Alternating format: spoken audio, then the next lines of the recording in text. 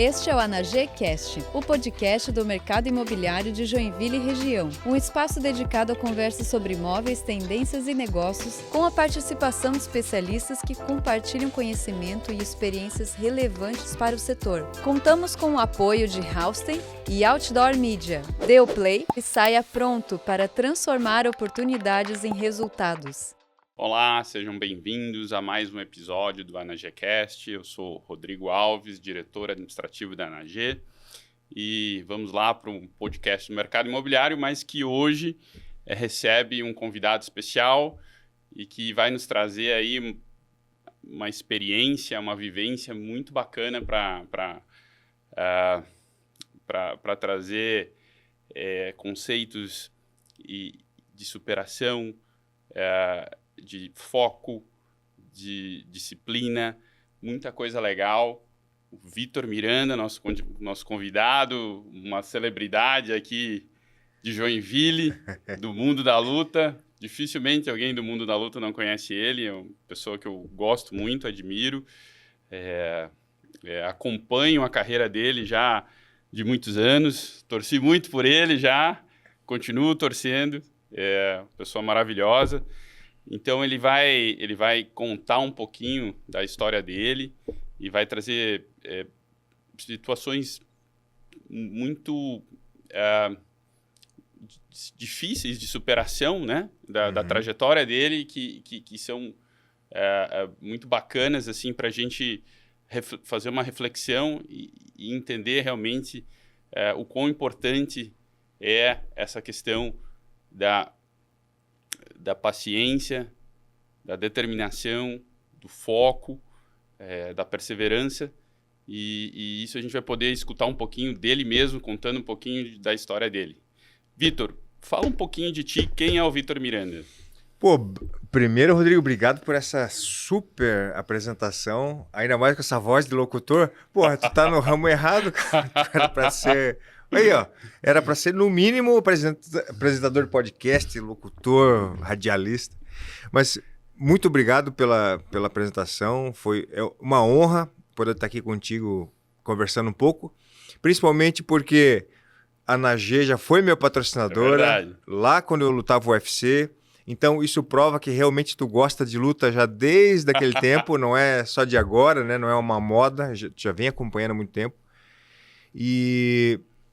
teve a convenção esse ano, no começo desse ano já teve a convenção de vendas, né, dos corretores da AnaG. Eu tive a honra de fazer o fechamento, a palestra de fechamento, então foi muito bom e a gente continuar esse papo aqui é maravilhoso. Para quem não me conhece, né, que de repente está acompanhando só por causa dos imóveis, de um outro mundo, outro mercado, eu sou nascido e criado em Joinville e desde do início da minha fase adulta, eu comecei na luta, eu encontrei a luta como um meio de vida e segui minha carreira durante 20 anos, né? Fui para o kickboxing primeiro, depois MMA, e aí consegui chegar no UFC. Hoje eu sou analista de lutas do UFC, comentaristas de luta, faço um trabalho também importante em São Paulo, uma academia de artes marciais, sendo o coordenador de modalidades. Então, eu estou envolvido ao esporte desde criança, mas... também como é que fala? Transitando entre o mundo dos negócios, né? Até porque hoje eu não estou mais dentro do octógono, estou fora, né? No mundo das palestras, dos negócios, das academias. E por isso é muito importante também eu conseguir conectar o que eu faço, eu fazia dentro da luta, e trazer isso para o mundo real, né? Que são muitos valores, muitos aprendizados que a gente consegue trazer para o dia a dia. Verdade, fez uma transição de carreira, acho que mais de uma vez, né? Foi. E conseguiu se sair muito bem, assim. Hoje eu já não consigo mais assistir ao vivo, né? As lutas, o UFC e tal, mas eu sempre fico esperando no dia seguinte ou dali a 2 dias a análise do Vitor, das lutas principais, porque ele traz toda a parte estratégica, toda a parte pensada, existe toda uma preparação, existe muita coisa que vem antes da luta, né? E muitas vezes a gente não tem essa noção, a gente não sabe o que está acontecendo. E na palestra que que o Vitor fez na convenção de vendas da ANAG, que foi muito legal, o pessoal adorou. Ele traz um pouco dessa história do mundo da luta e ele fala muito sobre a trilha da vitória. Eu queria que você comentasse um pouquinho com as pessoas assim, o que é essa trilha da vitória que você levou lá na palestra para a gente. Bem, eu chamo de trilha da vitória porque é um caminho que a gente percorre, não só o atleta, todo mundo, né, todo ser humano percorre durante a vida. E essa trilha, ela pode ser a trilha da derrota, do fracasso ou a trilha da vitória, né? Eu considero uma trilha do fracasso a partir do momento que a gente para de traçar objetivos, que a gente para de querer alguma coisa na vida, né? Porque aí quando a gente não põe no papel para onde a gente quer ir, a vida nos leva para qualquer lado. Sim. Qualquer dificuldade, qualquer obstáculo, pô, aqui tem um muro. O que eu quero tá lá atrás, tá na frente desse muro? Não sei. Então eu vou pro lugar mais fácil, eu viro. Chega um obstáculo. Aqui eu não tô a fim de me esforçar, eu viro. E aí tu não chega em lugar nenhum, né? Esse eu acho que quando a gente chega no final da vida sem ter alcançado, pelo menos chego perto de onde a gente gostaria, aí eu acho que esse é o fracasso. E a vitória, a trilha da vitória, ela se torna vitoriosa automaticamente quando a gente tem uma visão clara de onde a gente quer chegar. Perfeito. Porque, eu quero chegar, digamos que eu quero chegar no quilômetro 300, mas eu cheguei no quilômetro 200 só. Mas foi uma melhora, foi um avanço, né? Do que não saber para onde eu vou e andei 5 metros para cada lado e não cheguei em lugar nenhum. Mas quando eu tenho uma direção clara na minha cabeça e eu colocar esforço contínuo nisso e intenção, eu vou sempre melhorar. Então, como eu digo na palestra, a vitória é uma consequência desse caminho que eu faço, né? Não é exatamente a vitória, uma vitória pontual no UFC, numa luta ou numa venda ou numa conquista pontual. A vitória está em eu melhorar todos os dias. Então, por isso que eu chamo de trilha. Verdade. E na verdade, como você falou, né? As grandes conquistas acabam sendo consequência de um grande trabalho feito antes, né?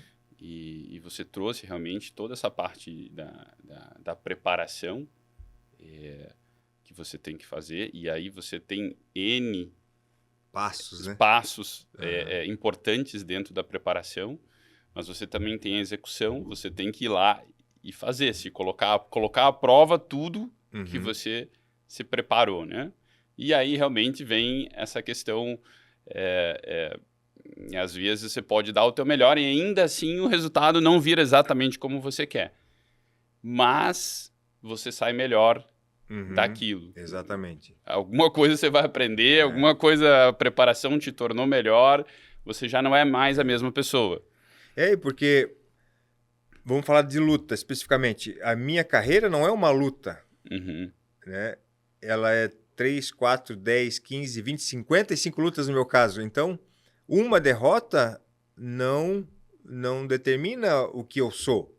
Verdade. Eu perdi a primeira, então eu sou um fracassado. Não, eu perdi a primeira, aprendi o que eu fiz de errado, vamos para o próximo ciclo de preparação, de esforço, de treinamento e vamos para a próxima luta. Eu tenho certeza, mesmo que eu perca, eu não vou perder por os mesmos erros da anterior. Sim. Eu vou melhorando, né? E uma hora eu vou vencer, não tem jeito. Uma hora entra o chute. Uma hora eu vou... Caraca, se eu fizer 50 lutas e não vencer nenhuma, eu sou mestre em aprender, mas isso não acontece. E a gente pode transferir isso para o mundo real, para a nossa vida. Pô, eu quero passar no vestibular, não passei na primeira. Acertei 10 questões de 50. Na próxima tentativa, se eu continuar estudando, continuar vendo onde eu errei, quais foram as matérias que eu tenho mais dificuldade, estudar elas mais, eu vou acertar na próxima 15, na próxima 20 até passar. E isso a gente pode transferir para qualquer área da nossa vida, né? Então a questão é essa. Uma derrota ou uma vitória não determina quem nós somos. É um processo constante. Verdade. E assim, né? Dificuldades, obstáculos... todos vamos ter ao longo da vida toda, né? Então, o que nos faz chegar longe é realmente essa resiliência e determinação de ir superando e melhorando. Exato. Vitor, quais as competências desenvolvidas por atletas de alto rendimento que também são essenciais para profissionais de alto rendimento? Onde é que o esporte fica muito parecido com o mundo profissional, as carreiras? Eu acho que tem muito a ver, porque quando a gente fala em o meu ciclo, né, o ciclo que envolve a trilha da vitória, eu chamo de preparar, lutar e vencer. Na minha carreira de luta, isso é literal. Eu me preparo num camping de treinamento, na academia, luto frente a frente, literalmente com alguém, e venço ou aprendo. Só que quando a gente fala no mundo dos negócios, é no sentido figurado, porém a pressão é a mesma, a pressão é literal, é palpável, né? O empreendedor, o empresário, ele tem muito mais obstáculos do que um atleta. O atleta tem, como é que eu posso dizer? Tem relativamente poucos problemas para resolver. Talvez durante a preparação é um ambiente mais controlado. Isso, exatamente. Depois, quando você está no cage, aí realmente várias coisas acontecem, mas mesmo assim tem as regras, mesmo assim existe a limitação do outro adversário. No mundo dos negócios, o negócio, o leque de problemas pode aumentar muito. Então, eu acredito que o empresário ele tem que se preparar ainda mais, tem que estudar ainda mais para ele estar preparado na hora da luta, na hora da negociação, na hora da reunião que vai fechar o negócio, né? E a preparação no meu âmbito é o dia a dia, na academia. As ações que eu quero fazer, as ações que eu planejei para fazer na luta, eu tenho que praticá-las dia a dia. E o empresário é a mesma coisa. Um dia no escritório, fazendo as burocracias do dia a dia, é o que vai te preparar para a negociação final, digamos assim, né? E então, nessa preparação, o atleta ele precisa trabalhar em equipe, ele precisa ser o próprio protagonista. Meu professor não vai me ligar, ô Vitor, vamos treinar. Eu vou ter que ir. E se eu não for, eu não vou ser demitido, como numa empresa, por exemplo. Eu não vou perder meu salário, não vou tomar uma suspensão. Só que a punição que eu vou receber por não ter ido treinar é muito maior. Vai chegar daqui a 3 meses na luta em forma de uma saraivada que eu vou tomar por não ter treinado. Dói mais, vai doer, vai ser na dor, né? Vai doer no corpo. É que dentro do mundo da luta tem muito isso, assim, existe uma preparação muito longa para um momento que pode durar segundos. Exato. E esses segundos, às vezes porque você treinou um pouco mais, você se preparou um pouco mais, aquilo fez a diferença e valeu a pena todo o resto do tempo que você ficou ali, né? Mas é meio ingrato também, né? Sim, às vezes E tem casos, no caso do UFC, por exemplo, que você se preparou 3 meses, você voou no treino. Chega na última semana, você tem que tomar um antibiótico ou te dá uma infecção intestinal, alguma coisa assim. Põe quase todo o treino a perder. Então, é muito complexo. A gente não tem margem para erro, né? E por isso que talvez a determinação, a consistência do atleta, ele é muito grande, a disciplina tem que ser muito grande. E aí a gente consegue, digamos assim, contribuir com nossos aprendizados para o mundo dos negócios. Porque quando eu trabalho em equipe, eu trabalho em equipe sério. Quando é protagonismo, é um protagonismo que coloca em risco a minha própria vida se eu não fizer o que eu tenho que fazer. E depois a gente trabalha muito com estudo dos adversários, estudo do problema, que isso também a gente consegue trazer para o mundo dos negócios. O próprio treinamento, o treinamento para mim é o botar em prática o dia a dia, né? Fazer o que tem que fazer para me preparar para chegar lá e vender para o meu cliente. Então, tudo isso a gente consegue trazer para fora da luta, fora do esporte, porque a gente trabalha isso todos os dias de uma maneira muito intensa. Vitor, e na tua palestra também você traz a questão de você ter pilares que te sustentam, Uhum. que te direcionam nessa jornada de campeão.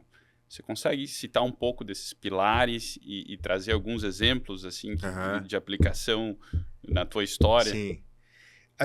Existem muitas virtudes, muitos pilares, muitas táticas de vida, como eu chamo, que o ser humano pode aplicar, né? Mas tem três pilares especiais para mim, que eu apliquei durante a minha carreira. Em algum momento eu deixei de aplicar e paguei por isso. Em outros momentos eu apliquei e consegui transpor obstáculos, que é a humildade, a paciência e a determinação, né? Quando eu falo em humildade, não é humildade de me diminuir, de achar que eu não valho nada. A humildade é de, por maior que eu seja, eu sei que eu não sei tudo, que eu posso aprender. E às vezes eu preciso, né? No meu caso, eu comecei no kickboxing, era o melhor do Brasil na época, no peso pesado. Estava despontando mundialmente, quando o evento que eu queria participar fechou as portas, eu tive que ir para outro canto, né? Só que se eu não usasse essa humildade a meu favor, eu falar, não, eu sou muito bom para agora dividir o tatame com os faixa branca do jiu-jitsu para recomeçar uma nova modalidade, né? Então eu tive a humildade de fazer o que eu tinha que fazer para buscar meu objetivo. Eu brinquei na palestra, né, que eu saí de Joinville de um apartamento alugado pela Nagê, o meu mobiliário bem bonitinho, para ir morar na zona norte do Rio, numa kitnet, em cima do tatame. Isso é um ato de humildade, Sim, não é porque eu... É como se vou dar um passo para trás, exato, para depois dar 2, 3 para frente. Exatamente, então a humildade foi muito importante para mim. A paciência também foi muito importante, porque eu, em alguns momentos da minha carreira, por querer cortar passos, pular processos importantes, eu quis acelerar algumas coisas e tomei na cabeça. E literalmente, né? Tomei golpes no rosto, na orelha. Não só na cabeça. Exato. Então, quando a gente não respeita esses valores, esses processos importantes de todo o ramo, na luta a gente paga literalmente, né? A gente paga na dor, aprende na dor. E a dedicação é uma coisa que... Porque para mim tem dois conceitos, o cara determinado e o cara obstinado. Eu acho que o cara obstinado, ele traça a reta dele, só que ele não faz curva. Ele vai só numa reta. Só que se o obstáculo é muito grande, ele não consegue reprogramar a rota para chegar onde ele quer. E eu acho que a determinação, no meu caso, foi mais importante do que uma obstinação, porque eu sabia onde eu queria chegar, eu queria viver de luta. Não deu para viver do kickboxing, que o evento fechou. Mas o MMA ainda é uma luta. Então, vamos reprogramar essa rota para chegar no objetivo principal, né? Então, são virtudes, pilares que foram de extrema importância para eu poder chegar onde eu queria. Eu vejo... Talvez tenha mais de um momento aí na tua carreira de ter que se reinventar, de realmente de recomeçar com humildade e obviamente muita determinação, paciência para chegar no momento certo. No mercado imobiliário, uma coisa que a gente acaba vendo muito é realmente as pessoas se reinventando e vindo para o mercado imobiliário trabalhar de corretor de imóveis. Porque muitas vezes elas estão numa carreira na área comercial ou na área da arquitetura, enfim, uma área que tem atendimento e em determinado momento que elas já não estão felizes ou satisfeitas com isso, existe essa oportunidade e elas realmente vêm para o mercado imobiliário e aí é um novo começo, realmente. É um lugar que as pessoas às vezes podem achar que é simples, mas não é.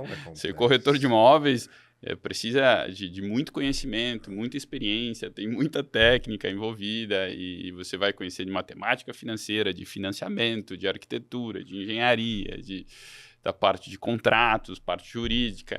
Então, é muito bacana que essa tua vivência realmente é uma realidade de muitas pessoas e muitas pessoas que estão no mercado imobiliário que realmente reiniciam, recomeçam e conseguem atingir resultados fantásticos.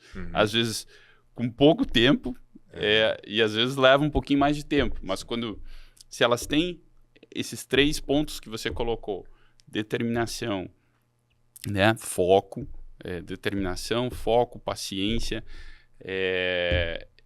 e a humildade de saber que às vezes assim, ó, né, você, poxa, pode ter doutorado, era um cara excelente. Era um advogado sinistro. Mas você vai aprender com um colega, talvez que não tenha o mesmo nível de formação que você, exato. mas que já sabe, assim, como atender bem, já sabe como se criar vínculo com o cliente e se relacionar.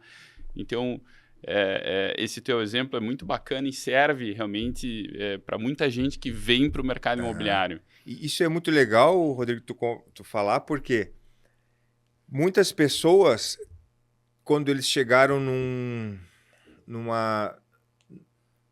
num estágio da vida, vamos usar o advogado como exemplo, ele estudou pra caramba, ele abriu o escritório, fez parte de um escritório, ele fez milhões de casos.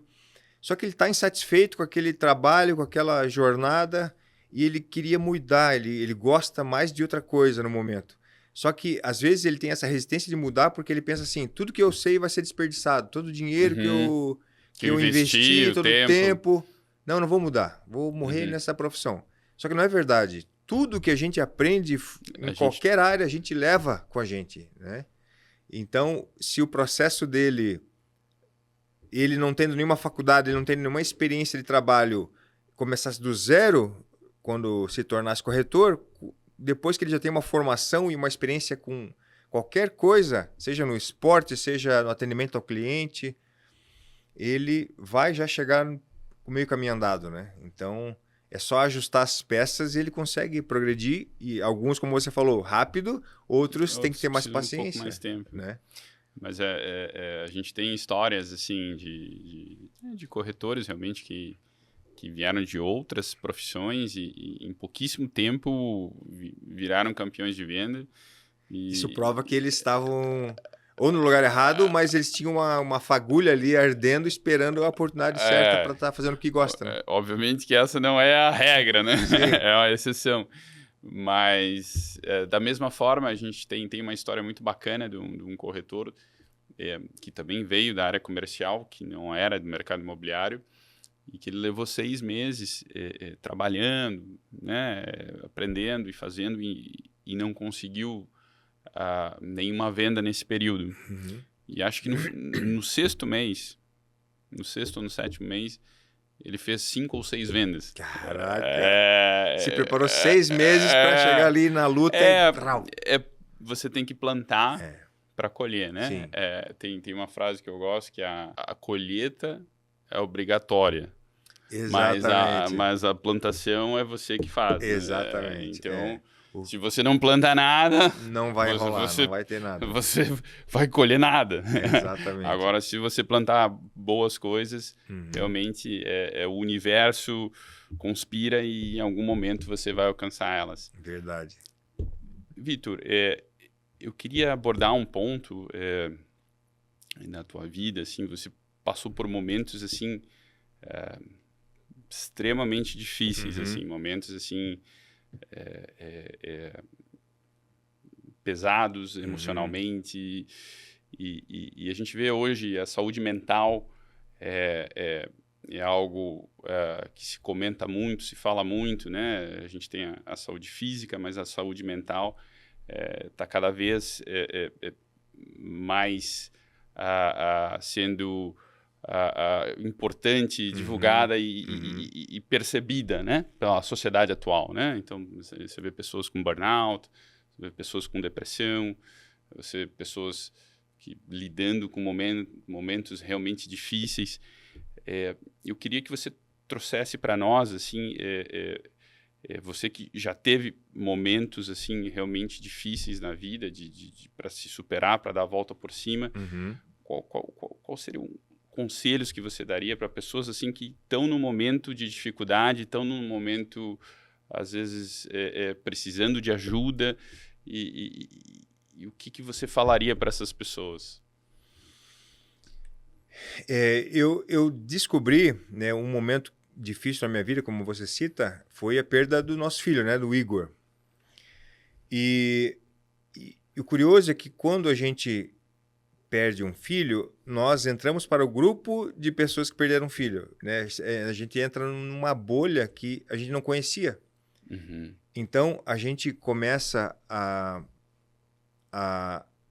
conhecer histórias de pessoas de tudo quanto é jeito, de que perderam algum familiar, sabe? E a gente também conheceu como é que eles lidavam com isso. E cada um da sua maneira, só que uma coisa que acontece pela estatística é que depois que você perde um filho, muitos casais se separam, muitos se separam. E o primeiro motivo de separação é a culpa. Uhum. Um quer jogar a culpa no outro. Uhum. E, graças a Deus, eu e a Paula, em 20 anos que a gente está juntos, e mais de 20 anos, 23 anos agora, e 15 anos que aconteceu a tragédia com o Igor, a gente nunca levantou uma palavra um culpa ao outro, nunca. Uhum. Uhum. Já basta a culpa que nós levamos por nós mesmos, né? Que nós se culpamos. Pô, Sim. eu queria uma vida melhor para o meu filho, eu levei eles para os Estados Unidos, aconteceu isso lá. Então é minha culpa que aconteceu, porque eu levei eles. Uhum. A Paula ficou sozinha com o Igor no momento do que aconteceu, então a culpa é dela. Na verdade, não, tragédias, não é culpa de ninguém, acontecem por força do destino. Então, eu acho que a primeira coisa que o primeiro conselho que eu daria para quando alguém está passando por alguma dificuldade muito grande é eliminar a culpa. Porque a culpa nos coloca cada vez mais para baixo, faz a gente achar que é inútil, que a gente não serve para nada, que nada vai dar certo, porque eu só faço errado, porque eu não sei. Então, acho que a culpa, em determinados momentos de crise, ela é assim, o ceifador de qualquer esperança, sabe? Uhum. Uhum. E a segunda coisa é que a pessoa tem que ter um objetivo. Não adianta, tem que ter uma visão clara daquilo que ela quer. Porque senão, como eu falei, se a pessoa não sabe que ela quer ir do ponto A ao B, ela fica andando ao léu, quando o primeiro obstáculo que chegar, ela vai parar naquele obstáculo, ou não vai progredir mais, ou ela vai mudar de direção. Aí vai chegar um próximo obstáculo, ela muda de direção de novo, e ela vai ficar no zigue-zague, naquele labirinto, sem saber para onde vai. Se ela tem uma visão clara para onde ela quer ir, por mais difícil que seja, o fato de a gente pensar o que a gente quer, o universo é energia, a gente começa a materializar isso, a gente começa a atrair oportunidades para isso acontecer. Né? Então é isso, eliminar a culpa da nossa vida e ter uma visão muito clara daquilo que a gente quer. Porque aí fica mais fácil de continuar com a determinação e a paciência naquele sentido, naquela trilha certa. Estamos caminhando para a reta final aqui. Eu queria que você comentasse um pouquinho só dessa tua nova fase como comentarista, como analista de lutas. Eu adoro assistir De Olho na Luta e acho que tem muita gente que gosta, assiste. Como é que foi essa transição também? Pelo menos é menos arriscado agora, né? Eu falo que agora eu continuo ganhando dinheiro com luta sem tomar porrada na cara, que é a parte mais legal. Mas é muito legal você perguntar isso, Rodrigo, porque isso tem tudo a ver com a minha trilha da vitória. Por quê? Porque lá no começo, há 20 e poucos anos atrás, a minha meta era viver de luta. Então eu fui pro kickboxing. Quando o kickboxing não deu mais certo, eu reprogramei a rota para ir pro MMA, mas ainda viver de luta. Quando o MMA acabou para mim, que eu me aposentei, 42 anos na cara, eu reprogramei a rota para continuar vivendo de luta. Então, tipo, o meu objetivo sempre foi o mesmo, só que viver de luta. Eu fui me reinventando. E nesse mesmo processo, quando eu falo da trilha da vitória de preparar, lutar e vencer, não é só na luta, é fora dela também. Eu continuo fazendo esse mesmo ciclo fora. E quando você perguntou os conselhos que eu posso dar para alguém que está se sentindo dificuldade, que está no fundo do poço, que não vê uma luz no fim do túnel, que precisa se reinventar, mas não sabe por onde, além desse plano desse objetivo, antes disso, eu tive que encontrar minha paixão. Encontrar o que tu gosta de fazer. Ah, mas o que eu gosto de fazer não dá dinheiro. Não dá agora.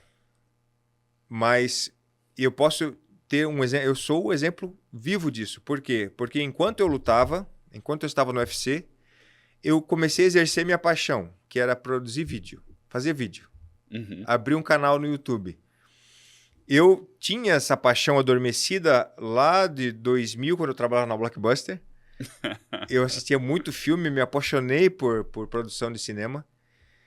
E aí a vida me levou para a luta, eu foquei na luta e tal. Em 2017, meu assessor de imprensa falou assim, ô Vitor, faz uma foto aqui e escreve um texto de como está sendo a sua preparação. Eu falei, pô, em vez de escrever e fazer uma foto, eu vou filmar o que eu estou fazendo. E aí tive a ideia de fazer o canal. Eu fui o primeiro lutador do mundo a fazer um canal do YouTube. 2017. Eu não sabia. E aí eu comecei a mostrar meu dia a dia da luta, o meu processo. Era uma paixão que não dava R$1, só gastava tempo. Eu tirei muitas horas de descanso para fazer aquilo ali, porque não tinha editor, não tinha nada. Eu fazia com o meu celular, depois gravava com o celular, editava e postava. Só que era 20 visualizações, 30. Pensei, eu estou fazendo o que eu gosto, é um hobby. Não estou pensando em ganhar dinheiro nisso, mas daqui a 10, 15 anos eu vou rir com as minhas filhas porque elas estão sendo gravadas de criancinha e depois a gente vai ter um registro. Então, eu achei um hobby, achei uma paixão, eu fazia isso por hobby, sabia que não era para ganhar dinheiro, enquanto isso eu fazia o meu foco onde eu ganhava dinheiro. Só que a partir do momento que você tem uma paixão e faz isso com tanta dedicação e amor, você começa a ficar bom nisso. E aí, daqui a pouco, isso começa a te dar dinheiro e você pode sair daquele trabalho que tu não gosta mais e focar nisso, sabe? E foi assim que aconteceu a minha jornada, porque enquanto eu estava lutando, eu comecei a amadurecer o canal. E aí, durante uma preparação, eu gravei toda meu corte de peso. Algo também inédito no mundo, ninguém tinha feito isso. Todo mundo faz esse corte de pesos, faz aquele sofrimento danado para bater a categoria, mas ninguém registra isso. E eu registrei e postei. Isso foi 3, 4 meses depois que eu abri o canal. Os meus vídeos até então eram 20, 30, 100 visualizações. Esse vídeo bateu 500, depois 1.000, 2.000, 3.000, 4.000, 5.000, 10.000, 1 milhão, 2 milhões. O algoritmo do YouTube jogou para fora, começou a galera de fora assistir e começar a comentar em outras línguas ali. 18 milhões de visualizações. Caramba! De um negócio que era o meu hobby, que eu fazia porque gostava. O negócio explodiu, deu $10 mil de receita do YouTube, de monetização. Daí eu pensei, meu Deus do céu, agora que eu faço isso aqui? E nesse processo eu entendi que o que eu fazia no dia a dia, no automático, era muito interessante para as pessoas acompanhar. Então, o canal se tornou uma missão para mim, de eu mostrar o meu esporte, mostrar o meu processo e fazer as pessoas se conectarem mais com o esporte. Não ver que é só 2 brutamontes suados lá saindo na porrada. Tem muito mais que isso, né? Depois, né? Exato, tem o processo, é um ser humano, tem família que ri, que chora. Que esse é bem o intuito, inclusive, do UFC quando ele faz os reality shows. Para humanizar o cara, que realmente... E o UFC só é hoje o que é porque ele fez esse processo, até hoje. Faz 20 anos que eles fazem reality show. Então, depois desse meu trabalho como lutador no UFC, eu continuei focado no meu... Aí eu passei o foco para o meu canal, que estava começando a dar dinheiro. Por eu fazer o que eu gostava muito, bem feito, e me dedicar com aquilo e aprender com aquilo, o UFC Brasil me contratou para fazer as análises de luta. Ele falou, a gente está vendo o teu trabalho no canal, vimos que você promove o esporte, traz mais fãs para o esporte, a gente quer que você faça um programa, um quadro no nosso canal. eu não sabia o que fazer ainda. E em algum tempo depois a gente bolou. Eu pensei, pô, eu não quero fazer resenha ou ser um jornalista de luta. Eu não sou isso e eu vou ser só mais um. Eu quero ser diferenciado. O que eu posso fazer? E aí eu tive a ideia de assistir uma luta como se eu estivesse lutando. Pô, a pessoa fez esse golpe. Por que ela fez? Por que eu faria esse golpe? Aí eu comecei a... Aí fiz um piloto de 3 minutos. Eles falaram, cara, é isso. E aí comecei. Então, tipo, saí do UFC, 6 meses depois comecei as análises. E já fazem quase 7 anos isso. Por conta de eu fazer as análises e trazer muita gente para o canal e trazer novos fãs, ensinar, ajudar os fãs a curtirem ainda mais a luta, o UFC me contratou para comentar os eventos ao vivo.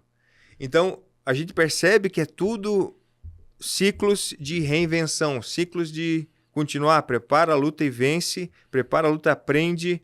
Acabou a minha carreira no MMA, na luta, continuamos na luta, mas agora promovendo o esporte de uma outra maneira, e isso traz outras oportunidades e assim vai.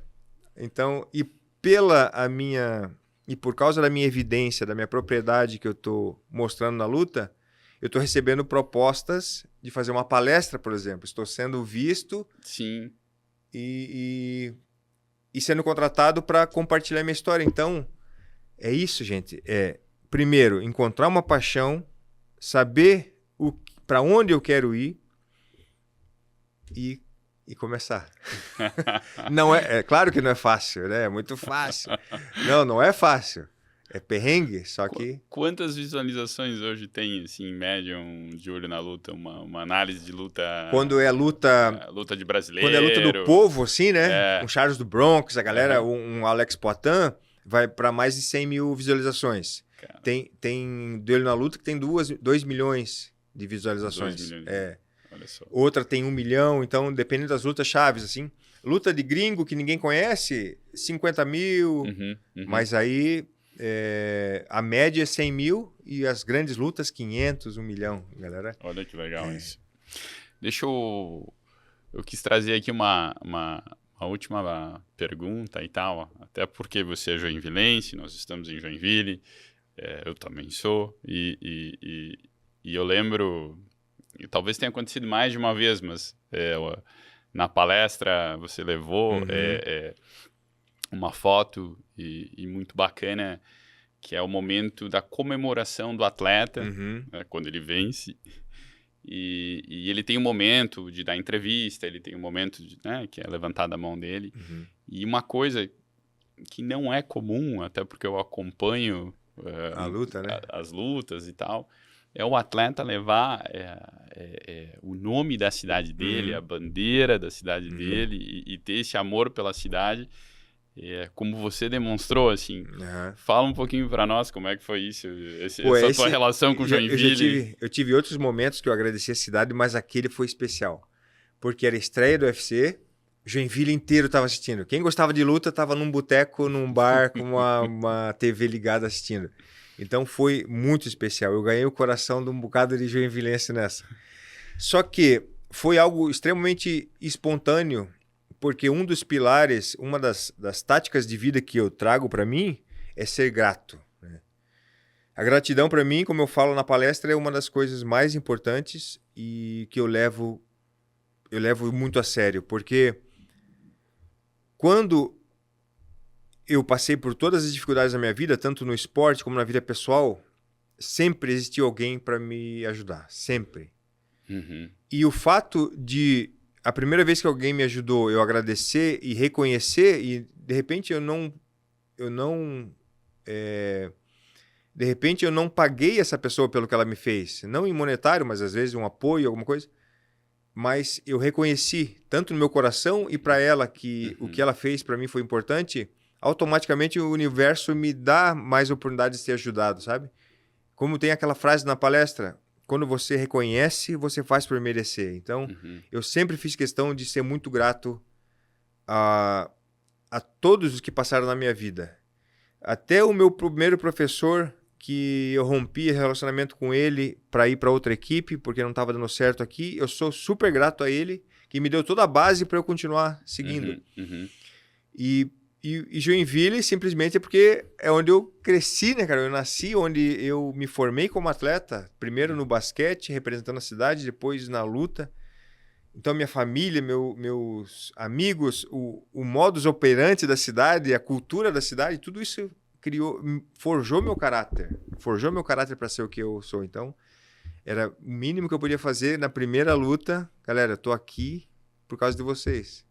Legal. Então, é isso. E quando eu sou grato pela minha cidade, eu faço por merecer a torcida dos meus conterrâneos. Uhum. Quando eu sou grato e agradeço a empresa como a ANAG, que foi uma apoiadora no momento da minha carreira, eu faço por merecer ser contratado por ela novamente para dar minha história. Então, eu acho que a gratidão ela traz muitas oportunidades que a gente não pode deixar de fazer.